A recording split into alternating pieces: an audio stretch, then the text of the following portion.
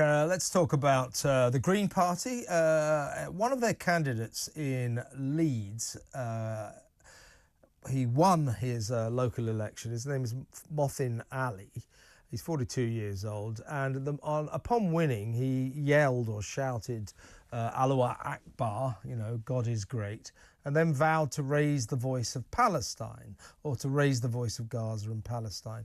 Now, that's fine. You can do that in an election if you want. You can stand on any ticket you like. But this is a local councillor in Leeds. So you would have thought that perhaps he should be standing on an issue, I don't know, of bin collections, lower council tax, potholes, better education, better schools, that kind of thing, the kind of things that dominate the local scene. These are local issues. But more than 40 councillors across the country have been voted on a pro-Palestine ticket, a bit like what we saw in Rochdale the other week when George Galloway won and said this is for Gaza. I mean, this is not illegal, but it's kind of alarming. My next guest, Lord Mann, who is the independent advisor to the government on anti-Semitism, he's a former Labour MP, I think has something to say on this. Welcome, John. Yeah, good evening to you. Now, as I understand it, you've called the Green Party in particular to a meeting to ask them about this because you know, you can stand on any ticket if you like at an election, but if you're standing for the Green Party and you just shout Allahu Akbar, this is for Palestine, I mean, that doesn't seem particularly green, does it? That seems to me like possibly a hoodwinking of the electorate. Well, it's quite a peculiar outburst, but I mean, you know, I've had complaints about 3 weeks ago about two Green candidates, now councillors in Bristol. So I've asked them to see the Green Party, and they agreed to meet me this week. And I'm adding Councillor Ali from Leeds to the list as well, because I've received a fairly detailed complaint about him as well. And you know, the rather bizarre way in which he made his victory speech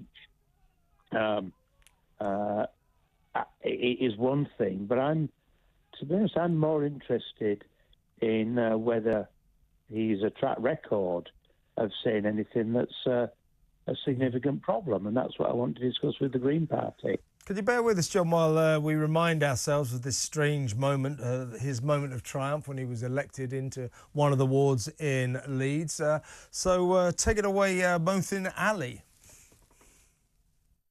We will not be silent. We will raise the voice of Gaza. We will raise the voice of Palestine. Allahu Akbar! Allahu Akbar! I mean, again, John, what on earth has that got to do with local politics in Leeds? I mean, as I said earlier, democracy is a strange thing. You can run on any ticket you like, but it's given that that guy was officially representing the Green Party. This isn't part of Green policy, is it? So, as I say, it strikes me, I don't know about his personal history, he seems like an excitable type of chap, but this is a hoodwinking of the electorate. Well, I mean, you know, I think most of Leeds has been watching the football and is concerned about whether our football team's going to be promoted. So, you know, if he's making a lot of noise about that, it might be understandable. But yes, I wonder what Green voters are thinking.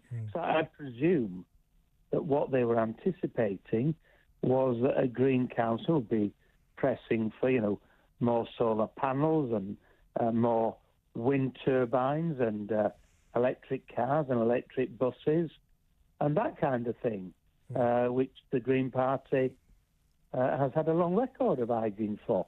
That's what people expect from the Green Party, not the ranting and raving that we saw from newly elected Councillor Ali. And I'm sure the Green Party will want to explain what this means in terms of their message to people in this country, whether they vote Green or not. There's quite a lot of people, not least young people, who are, you know, want to see more Green policies of different types, clean energy and so on.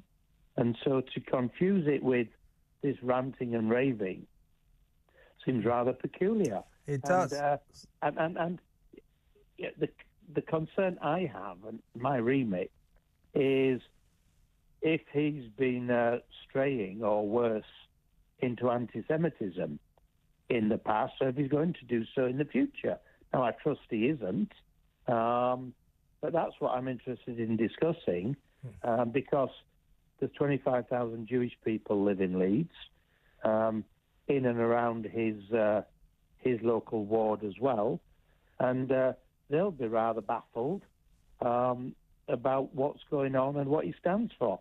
So I'd like some clarity from the Greens on that, but in particular, because there are these other two councillors where I have, a detailed complaint in relation to things that they are said to have done or said in Bristol. I want to discuss and see what the Green Party is doing about this and to try and assist them in resolving their problems if they've got people who might have been saying things that are somewhat unacceptable.